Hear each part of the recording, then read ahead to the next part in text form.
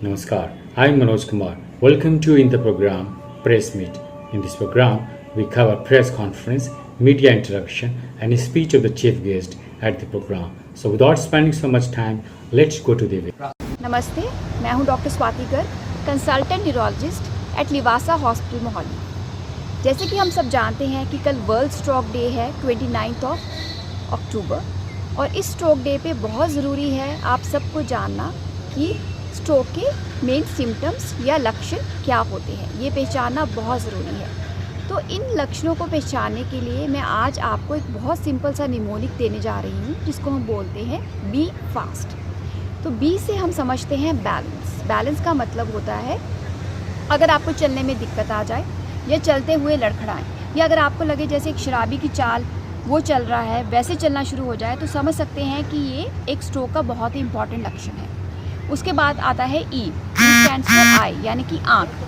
अगर आपकी आँख सडनली तिरछी हो जाए या आँख का पर्दा गिर जाए, या आपको लगे कि आपको देखने में दिक्कत आ रही है, या आपको लगे कि धुंधलापन आ गया है और वो भी सडनली आ जाए, तो ये भी बहुत इंपॉर्टेंट लक्षण है स्ट्रोक का।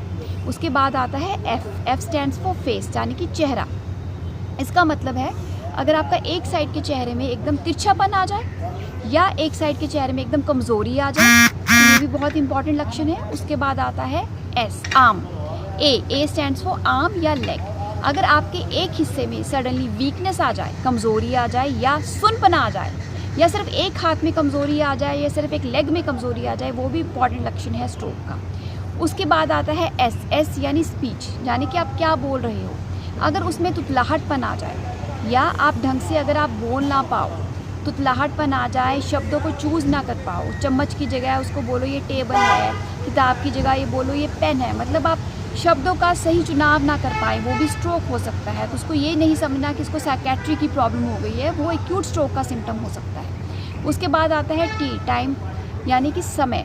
समय से अस्पताल पहुंचना है 4.5 घंटों के अंदर। अगर आप किसी भी स्ट्रोक रेडी हॉस्पिटल में पहुंचते हैं जहां न्यूरोलॉजिस्ट, न्यूरोसर्जन, MRI ब्रेन या CT स्कैन की सुविधा है, तो तुरंत आपका इलाज हो सकता है, क्योंकि आपके 1 सेकंड में मिलियन जो सेल्स होते हैं ब्रेन के वो ख़त्म हो जाते हैं। अगर आप टाइमली हॉस्पिटल में पहुंचेंगे तो 4.5 घंटे के अंदर हम खून पतला करने के इंजेक्शन लगाते हैं, जिससे आपके जो सेल्स होते हैं हम उनको बचा सकते हैं। तो तुरंत इलाज करवाइए और तुरंत हॉस्पिटल पहुंचिए। तो ये इंपॉर्टेंट लक्षण है स्ट्रोक के। देखिए सर, इंडिया में जो स्ट्रोक है वो सेकेंड मोस्ट कॉमन कॉज है डिसेबिलिटी की। तो अगर हम देखा जाए तो कहते हैं कि एज फैक्टर जो है, एज फैक्टर, देखिए जो रिस्क फैक्टर होते हैं हमारे स्ट्रोक के, मॉडिफाइबल और नॉन मॉडिफाइबल होते हैं। मॉडिफाइबल का मतलब है जो हम खुद बदल सकते हैं, जो कि लाइफस्टाइल चेंजेस से आते हैं। नॉन मॉडिफाइबल जैसे एज है, उसको हम बदल नहीं सकते। तो एज फैक्टर तो डेफिनेटली आना ही आना है हर जगह पे। नॉन मॉडिफाइबल में जैसे डायबिटीज़ है, अगर आप शुगर को अच्छे से वेल कंट्रोल रखेंगे,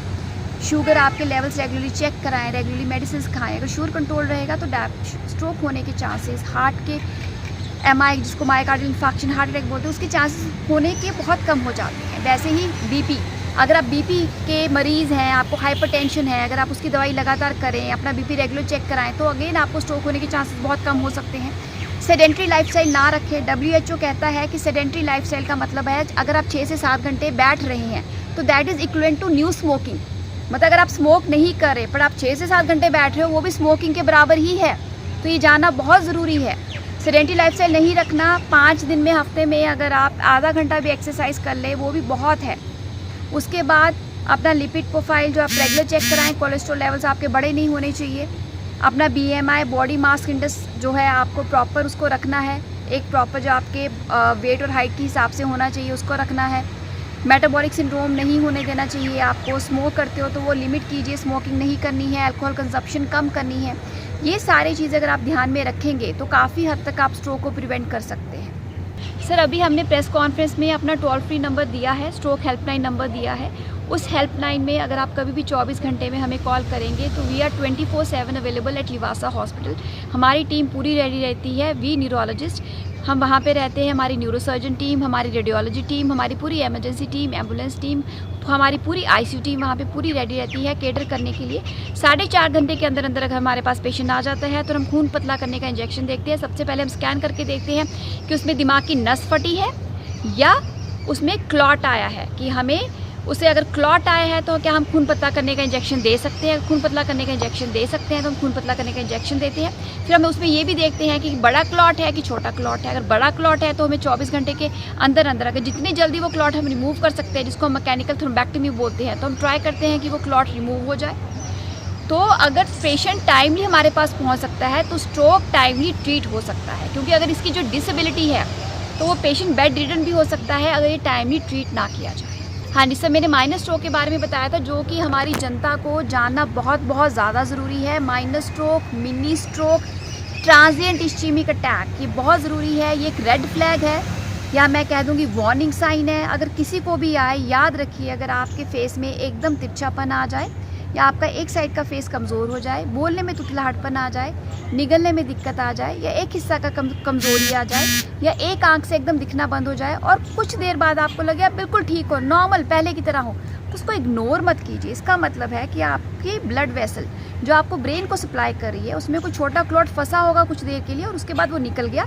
जब वो फंसा, उसने वो सिम्टम्स दिए, मतलब वो दोबारा कभी भी आ सकता है, वो कभी भी आ सकता है। इसलिए तुरंत अपने नियर बाय न्यूरोलॉजिस्ट को मिलिए, अपनी वो जो भी है जांच करवाइए। हम वो आपको असेस करते हैं, आपका हम स्कोर देखते हैं, जिसको ABCD2 स्कोर बोलते हैं। हमको करते हैं पूरा आपके कार्डिक हम एग्जामिनेशन करते हैं, न्यूरोलॉजिकल एग्जामिनेशन करते हैं, आपको रिस्क स्ट्रेटिफिकेशन करते हैं कि आपको कितना रिस्क है फर्दर स्ट्रोक होने का, तो उसको इग्नोर नहीं करना है। तो प्लीज़ आपको ये जानना बहुत ज़रूरी है हमारी आम जनता के लिए कि वो नॉर्मल नहीं होता, वो एक आपके लिए एक वार्निंग साइन है कि कभी भी मेजर स्ट्रोक हो सकता है। सर खान पान में ये है, green leafy vegetables, fresh fruit आप खाएं, ठीक है। बाहर का खाना इतना मत खाइए, तेल की जो क्वांटिटी है थोड़ी सी अपनी कम कीजिए, फास्ट फूड, जंक फूड थोड़ा सा कम कीजिए, नेचुरल चीज़ों पे ज़्यादा आइए, सैर कीजिए, एक्सरसाइज कीजिए, नेचुरल में टाइम स्पेंड कीजिए। ये चीज़ें अगर आप मॉडिफाई करेंगे, शुगर के मरीज़ हो तो एक अब वही मैंने दोबारा बोला कि उसको वेल कंट्रोल कीजिए, BP रेगुलर चेकअप कराइए, हेल्दी लाइफस्टाइल रखिए,